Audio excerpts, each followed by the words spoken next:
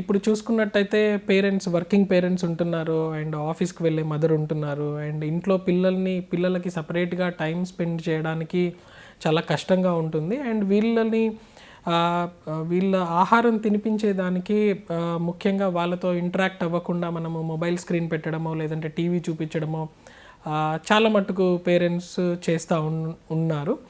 So ఇది పిల్లల పైన చాలా దుష్ప్రభావం చూపిస్తుంటుంది. ఎందుకనంటే పిల్లలు వాళ్ళ ఎదిగే మైండ్, ఎదుగుతున్న బ్రెయిన్, సోషలైజేషన్ అనేది చాలా ఇంపార్టెంట్. అంటే వాళ్ళు మిగతా వాళ్ళతో కమ్యూనికేట్ చేసుకోవడం కావచ్చు, వాళ్ళ మాట్లాడుకునే విధానం కావచ్చు అండ్ వాళ్ళ భావాలను ఎక్స్ప్రెస్ చేసే విధానం కావచ్చు, అవన్నీ కూడా న్యాచురల్గా అంటే మిగతా వాళ్ళతో ఇంటరాక్ట్ అవుతూ ఉండాలి. బట్ ఎప్పుడైతే ఈ మొబైల్ స్క్రీన్స్ కానీ టీవీ స్క్రీన్స్ కానీ అవి చూపిస్తూ ఉంటామో అదంతా కూడా ప్యాసివ్ అంటే దాంట్లో బేబీ ఇన్వాల్వ్ అవ్వాల్సిన అవసరం ఉండదు, పిల్లలు ఇన్వాల్వ్ అవ్వాల్సిన అవసరం ఉండదు. సో దానివల్ల దుష్ప్రభావం ఏం జరుగుతుందంటే ఎదిగే మైండ్కి కమ్యూనికేషన్ స్కిల్స్ అనేవి డెవలప్ అవ్వవు.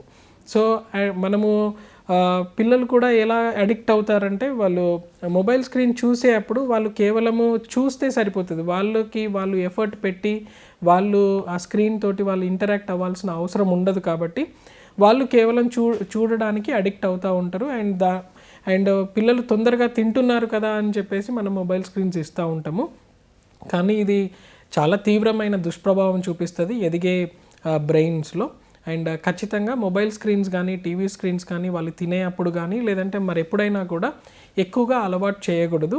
ఎప్పుడైనా కూడా వాళ్ళతో ఇంటరాక్ట్ అవుతూ, పిల్లలతో ఆడుకుంటూ, పిల్లలతో ప్లేఫుల్గా ఉంటూ వాళ్ళకి తినిపిస్తూ ఉండడమే ఎప్పుడైనా మంచి పద్ధతి, వాళ్ళకి ఆహారం తినిపించడము. And mobile screens, TV screens మాత్రము అవాయిడ్ చేయాలి.